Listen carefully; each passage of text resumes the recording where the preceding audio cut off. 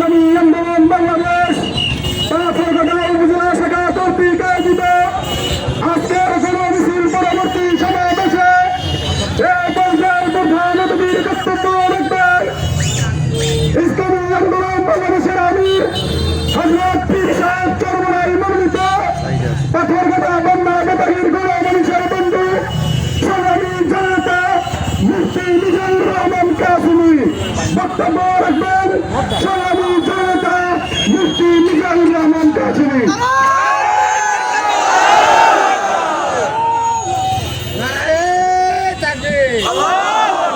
আসসালামু আলাইকুম ওয়া রাহমাতুল্লাহি ওয়া বারাকাতুহু। প্রিয় পাথরঘাটাবাসী, আশা করি আপনারা সবাই ভালো আছেন। আমরা এমন একটি মুহূর্তে এই প্রোগ্রামের আয়োজন করেছি জুলাই শহীদদের স্মরণে, জুলাই যোদ্ধাদের কৃতিকে সকলকে মনে করিয়ে দেওয়ার জন্য। আপনারা জানেন 5ই আগস্ট সকালেও কোনো মানুষ ভাবেনি যে আমরা স্বৈরাচার মুক্ত হয়ে এভাবে এই আবু সাঈদ চত্বরে দাঁড়িয়ে মুক্ত কথা বলতে পারবো। কিন্তু আমরা দেখেছি সকল জুলুমের শুরু যেমন আছে তেমন কিন্তু জুলুমের শেষও আছে। আমরা দেখেছি একটা দল বলে কয় আমরা আন্দোলন করেছি, কিন্তু এই আপনারা 17 বছর আন্দোলন করেছেন, আমরাও স্বীকার করি, কিন্তু আপনাদের পেছনে কিন্তু কোনো জনগণ নামেনি, সাধারণ মানুষ সাড়া দেয়নি। কেন দেয়নি? কেন জানে যে আপনারা যেই লাউ সেই কদু, আপনাদেরকে দিয়েও যেটা হবে এখন যেটা দেখতে পাচ্ছি এরকম। এ কারণে আপনাদের টাকা কিন্তু সাড়া দেয়নি। কিন্তু যখনই ছোট্ট ছোট্ট বাচ্চারা মাঠে নেমেছে, শিশুরা মাঠে নেমেছে, তখন জনগণ বুঝতে পেরেছে সব নেতারা বিক্রি হলো, সব নেতারা দেশ ছেড়ে পালালো, ছাত্র জনগণ কোনো বিক্রি হতে পারে না। যখনই ছাত্ররা মাঠে নেমেছে, সাধারণ জনগণ নেমেছে, ইসলামী আন্দোলন বাংলাদেশ তখন তাদের পাশে ছিল। আলহামদুলিল্লাহ, আমরা বিজয় নিয়ে ঘরে ফিরেছি। সেই জুলাই যুদ্ধদেরকে ভুলে গেলে চলবে না। অনেকেই বলে আপনারা 17 বছর কোথায় ছিলেন? অনেকেই প্রশ্ন করে দেখি ফেসবুকে বিভিন্ন জায়গায়। ভাইয়ারা আমার, আমরা কোথায় ছিলাম যখন আপনাদের নেতা ঘোষণা করেছিল, মহাসচিব বলেছিল ছাত্রদের আন্দোলনের সাথে আমাদের কোনো সম্পর্ক নাই? তখন আমাদের আমির বলেছিল ছাত্রদের আন্দোলনের সামনে পেছনে ডানে বামে আমরা আছি এবং থাকবো। যখন আপনারা পালিয়ে বেড়াচ্ছিলেন, ছাত্রদের আন্দোলনকে সমর্থন করেননি, সেই দিনে আবু সাঈদ চত্বরে বসে বলছি আবু সাঈদ শহীদ হলো। ওই দিন পীর সাহেব চরমনাই ঢাকার বাইতুল মোকাররম উত্তরাঘাটে বলেছিলেন, ও হে নরপিশাচ, তুই আমার সন্তানের গুলি করলি কেন? তখন আপনাদের কিন্তু খুঁজে পাওয়া যায়নি। আমরা কোথায় ছিলাম? বিএনপি মিডিয়া সেলের ফেসবুক পেজ খুঁজে দেখবেন।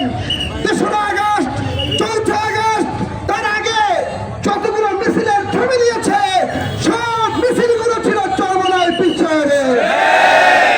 যতগুলো আন্দোলনের ভিডিও দিয়েছে বিএনপির মিডিয়া সেল, তারা ওখানে উল্লেখ করেছে যে চরমনাই পীর সাহেব মাঠে রয়েছে। ভাইরা আমার, আমরা স্বৈরাচার খেলানোর জন্য এই রক্ত দিয়েছিলাম। আমি নিজেও রাজপথে ছিলাম, আমরা আহত হয়েছি, কিন্তু আমরা কি দেখলাম? সাইনবোর্ড একটা পরিবর্তন হয়ে আরেকটা সাইনবোর্ড আসলো। চান্দা ভাই পালিয়ে গেল, আরেক চান্দা ভাইয়ের আবির্ভাব হলো। আমরা দেখেছি এই পাথরঘাটায় কত নিরীহ মানুষকে মামলা দিয়ে, কত অসহায় মানুষকে মামলা দিয়ে নির্যাতন করা হয়েছে। সেদিন আমার কর্মীরা বলতেছে, হুজুর আপনারা যা শুরু করছেন আমরা লড়াই হইবে। আচ্ছা ভাই, আমি কোন দলের নাম নিয়েছি? কোন দলের নাম নিয়েছি? তাহলে আপনাদের কেন গায়ে পড়ে চান্দা ভাই বললে? তার মানে চোরের মানে আপনাদের কেন গায়ে পড়ে? আমি তো আপনাদের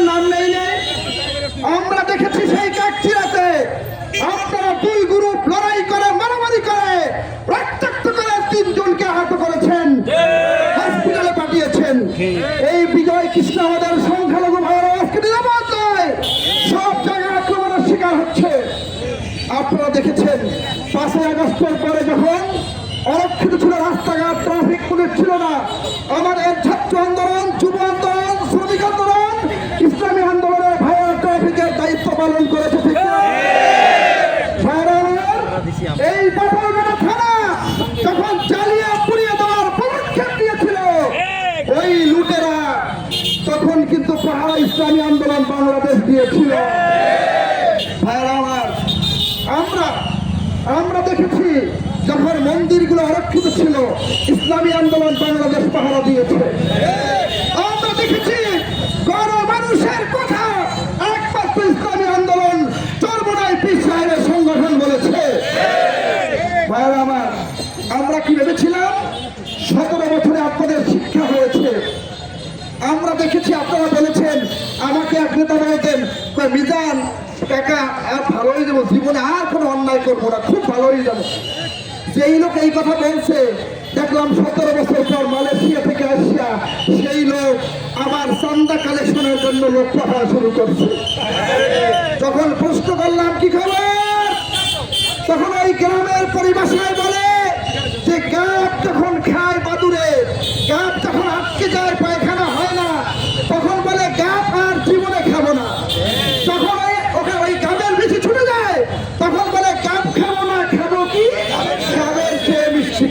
এরাও দেখলাম এমনই বলা শুরু করলো, চান্দাবাজি করবো না, করবো কি, চান্দা ছাড়া খাবো কি। এই চান্দা ভাইদেরকে বয়কট করার সময় এসেছে। ভোটের মাধ্যমে এদের উত্তর দিতে হবে।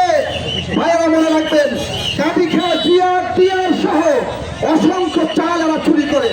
আপনার আমার পকেটের টাকা, ওরা টাকা দিলে টাকা খাবেন, কোনো সমস্যা নাই, কিন্তু ভোট দেওয়ার উপযুক্ত জায়গায় ঠিক কিনা বলেন ভাই?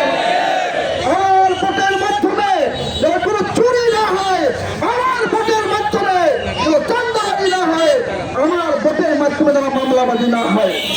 আমরা দেখেছি 1 স্বৈরাচার পালিয়ে গিয়েছে, আর এই 5ই আগস্টের পরে অফিসগুলো দখল করার জন্য আর 1 স্বৈরাচার উঠে পড়ে লেগেছে। আমাদের কলিজার টুকরো সন্তান, আমাদের ভাইয়েরা এই চান্দাবাজদেরকে, লক্ষ্য স্বৈরাচারদেরকে জায়গা দেওয়ার জন্য কোনো রক্ত দেয়নি।